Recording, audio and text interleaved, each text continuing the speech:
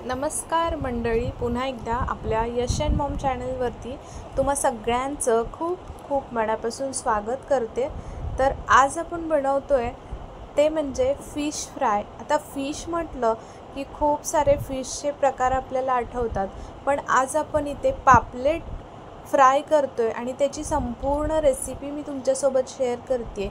वरचं जे आवरण आहे तर ते अगदी पापडासारखं कुरकुरीत राहावं, वरचं आवरण अजिबात तेलामध्ये सुटू नये यासाठी भरपूर साऱ्या टिप्स मी सांगितलेल्या आहेत। त्यासोबतच आपल्याला पापलेट ताजा आहे हे कसं ओळखावं किंवा तो शिळा आहे हे दोन्ही मी तुम्हाला या व्हिडिओमध्ये बऱ्यापैकी सांगितलेलं आहे।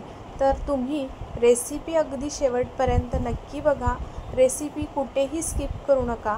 तुम्ही आवरण बघू शकता, या पद्धतीनं असं लावलं की अजिबात कुठेही आपलं जे वरचं आवरण आहे ते निघत नाही। कमाल अगदी आपलं हे पापलेट भरलेलं तयार होतं। तर त्यासाठी नवरोबांनी सकाळ सकाळी जाऊन पापलेट घेऊन आले होते आणि हे पापलेट आता तुम्ही बघू शकता, भरपूर मोठे पापलेट आहेत। असे भरलेले मोठे पापलेट असले की खायलासुद्धा मजा येते आणि बनवण्यासाठी सुद्धा बरं वाटतं। तर आता इथे बघा, हे पापलेट स्वच्छ सुरुवातीला धुवून घ्यायचे आहेत। हे साफ करूनच आणलेले आहेत। फक्त इथे तोंडाचा भाग कापलेला नाही, तर तुम्हाला जर गरज वाटली तर तुम्ही कापू शकता, नसेल तर असंच सुद्धा फ्राय केलं तरीही चालेल।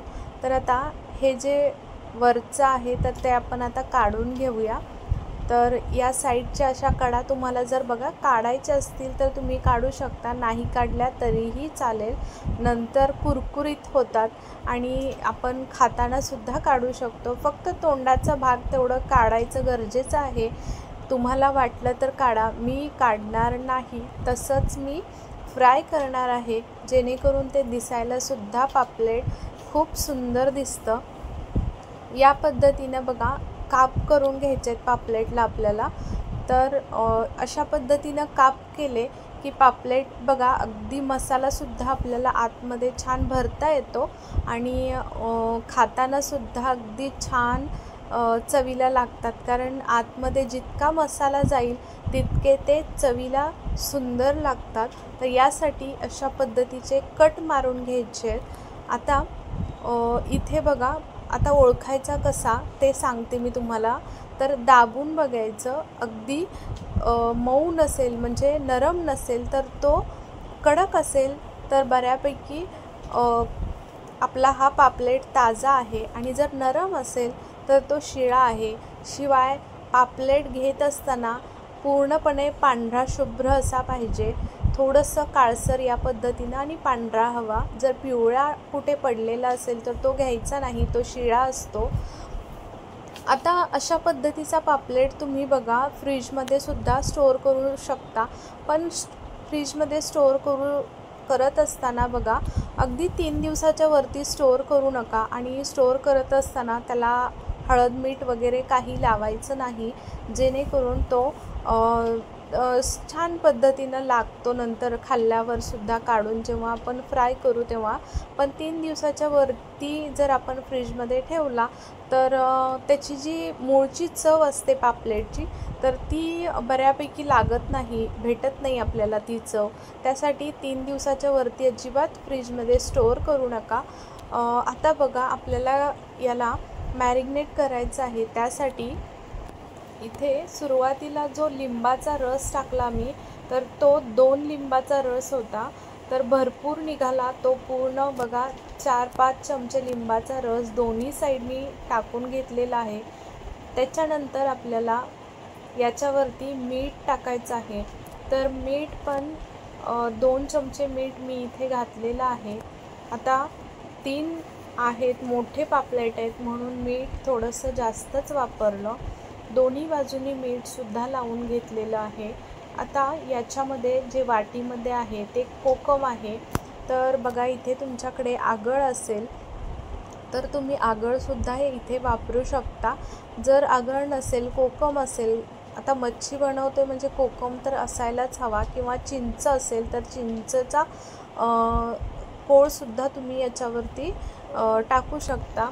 आता इथे बघा आपल्याला कोकम असेल तर मी इथे कोकम वाटून घेतलेलं आहे, थोडंसं पाणी टाकून कोकम मिक्सरमधून वाटून घेतला आहे, अगदी छान पेस्ट अशी बनवून घेतली आणि तीसुद्धा आपल्याला दोन्ही साईडनी छान कोट करून घ्यायची आहे, लावून घ्यायची आहे।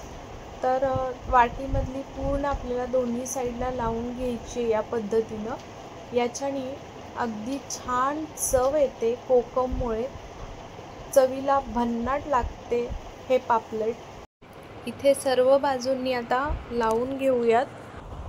तोपर्यंत आता साईडला आपण मॅरिनेशनसाठी 15 मिनटं ठेवून देऊया मच्छी। एका वाटीमध्ये हळद घातली 1 चमचा, 1 चमचा धने पावडर, 1 चमचा गरम मसाला आणि अर्धा चमचा इथे आपण मिरची पावडर वापरलेली आहे। सोबतच आपल्याला लागणार आहे आलं लसूण मिरचीची पेस्ट, तर ती घालून घेतली 2 चमचे मोठे, छान अशी बनवून घेतली होती, तर ती घालून घेतली आणि त्याच्यासोबतच आपल्याला 2 चमचे तेल घालायचं आहे। तर सुरुवातीला 1 चमचा आणि नंतर 1 चमचा असं करून 2 चमचे तेल घातलेलं आहे। हा सर्व मसाला आपल्याला एकत्र करून घ्यायचा आहे, अशा पद्धतीनं ओलसर मसाला करून घ्यायचा आणि नंतर आपल्याला 10-15 मिनिटांनी आपल्याला बघा या पद्धतीनं छान हा मसाला दोन्ही साईडनी आपल्याला लावून घ्यायचा आहे। लावत असताना अगदी वरतूनसुद्धा छान लावून घ्यायचा आणि जे आपण कट्स मारलेले आहेत तर त्या कट्समध्ये सुद्धा छान मसाला भरून घ्यायचा आहे, जेणेकरून पापलेट आपलं खात असताना खूप सुंदर लागतं। या मसाल्यामुळेच चव खूप छान येते। तर बघू शकता अशा पद्धतीनं एक एक करून आपल्याला तिन्ही पापलेट छान कोट करून घ्यायचे आहेत। विशेष म्हणजे कोकम लावल्यामुळे आपण खूप छान चव येते। आवर्जून कोकम असेल तर नक्की लावा, किंवा चिंचसुद्धा मी तुम्हाला सांगितलं, चिंचेचंसुद्धा तुम्ही थोडीशी पाणी घालून मिक्सरमध्ये फिरवून घेऊ शकता आणि ते सुद्धा याच्यावरती लावू शकता। या पद्धतीनं छान कोट करून घेतलं। आता आपल्याला हे साईडला ठेवायचं आहे आणि पुढची तयारी करायची आहे। अगदी छान पद्धतीनं या पद्धतीनं केलं की कोट होतं मस्त, ओलसर करून घ्यायचं। आता इथे बघा अर्धी वाटी रवा, अर्धी वाटी तांदळाचं पीठ घ्यायचं आहे आपल्याला, सोबतच 1 चमचाभर मिरची पावडर घातली आहे आणि चवीनुसार मीठ, अर्धा चमचा इथे मीठ वापरलेलं आहे। छान मिक्स करून घ्यायचं। हा कोटिंगसाठी आपण वरचं आवरण आहे त्याच्यासाठी आपण हे बनवलेलं आहे। आता हे सुद्धा बघा या पद्धतीनं तयार झालेलं आहे। आता आपल्याला पॅन ठेवायचा आहे आणि पॅनवरती तेल घालून घ्यायचं आहे। शक्यतो आपल्याला इथे पसरट पॅन ठेवायचा आहे, जेणेकरून आपल्याला इथे बघा मच्छीसुद्धा अशी मोठा पॅन असावा, कारण आपल्याकडे पापलेटसुद्धा मोठेच आहेत। या पद्धतीनं बघा सर्व आपल्याला एक एक पापलेट घेऊन या रवा आणि तांदळाच्या कोटिंगमध्ये ठेवून घ्यायचं आहे। जेव्हा ठेवत असतो तेव्हा खालच्या साईडनी छान अगदी पूर्णपणे मसाला लागलेला असावा आणि त्याच्यानंतरच मग आपल्याला ह्याच्यामध्ये ठेवून घ्यायचं आहे। नसेल तर लावून घ्यायचं आणि मग ठेवायचं। आता वरतूनसुद्धा बघू शकता आपल्याला अगदी हलक्या हाताने रवा आणि तांदळाचं कोटिंग करायचं आहे, दाबायचं बिलकुल नाही। त्याच्यामुळे काय होतं, जास्त अगदी कोट होतो आणि नंतर मग तेलामध्ये सुटण्याची शक्यता असते। त्याच्यामुळे जितकं जमेल तितकं हलक्या हाताने आपल्याला इथे कोट करून घ्यायचं आहे। तेल छान गरम झालं की त्याच्यामध्ये आपल्याला या पद्धतीनं हे पापलेट ठेवून घ्यायचं आहे आणि मीडियम फ्लेमवरती आपल्याला छान कुरकुरीत तळून घ्यायचं आहे। तर अगदी बघा इथे आपण आता शॅलो फ्राय करतोय। एक बाजू भाजून छान झाली तळून की आपल्याला दुसरी बाजूसुद्धा बघा या पद्धतीनं भाजून घ्यायचे पलटून। अजिबात तेलामध्ये आपला हा रवा सुटत नाही, अगदी छान पद्धतीने इथे कोटिंग जशीच्या तशी राहते। तर हे पलटी करत असताना पापलेटची आपली शेपटी तुटलेली आहे सुरुवातीला बघा, सुरुवातीचं हे पहिलं पापलेट आहे। तर तुम्ही असं करू नका. जर तुम्हाला अख्खं पापलेट हवं असेल तर मधूनच कलथा लावून उचलायचं आहे, शेपटीला पकडायचं नाही. शेपटीला पकडल्यामुळे मी ते तुटलेलं आहे. तर आता जो काही मसाला असेल तो आता ठेवल्यामुळे बघा अशा पद्धतीनं थोडासा ओलसर असल्यामुळे तो निघू शकतो. तर परत आपल्याला या पद्धतीनं मसाला लावून घ्यायचा आहे आणि दोन्ही साईडनं छान रव्याचं कोटिंग करून घ्यायचं आहे. याच्यावरती सुद्धा हलक्या हातानेच आपल्याला बघा असं ठेवून घ्यायचं आहे. आता आपल्याला याच्या कट्समध्ये रवा वगैरे हे भरण्याची गरज नाही. मसाला आपण छान भरलेला आहे, त्याच्यामुळे बघू शकता अगदी छान पद्धतीने सर्व कोट केलेलं आहे.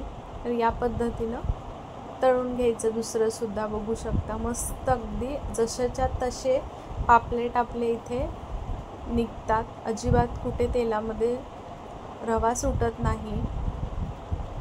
हे दुसरंसुद्धा आपण अगदी हलक्या हाताने आपल्याला पलटी करून घ्यायचं आहे. पलटी करत असताना शक्यतो करून 2 चमच्यांचा वापर करायचा. दोन्ही साईडनी अगदी अलगद उचलायचं आहे.